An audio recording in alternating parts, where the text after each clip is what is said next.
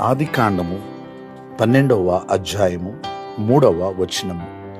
నిన్ను గొప్ప జనముగా చేసి నిన్ను ఆశీర్వదించి నీ నామమును గొప్ప చేయుదును, నీవు ఆశీర్వాదముగా నుందువు.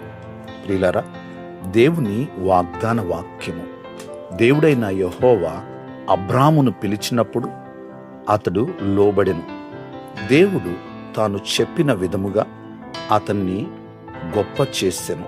దేవుడు నిన్న నేడు రేపు మారనివాడు. మనము కూడా ఆయన మాట విని లోబడితే నిశ్చయముగా మనల్ని ఆశీర్వదించి గొప్ప చేయువాడై ఉన్నాడు. ప్రార్థన. సకల ఆశీర్వాదములకు కారణభూతుడా, మా దేవా, మీకు వందనాలు, స్తోత్రాలు.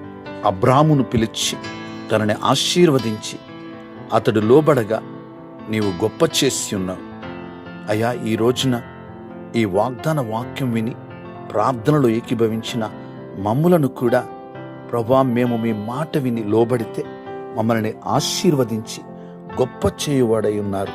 మీకు వందనాలు, స్తోత్రాలు అయ్యా.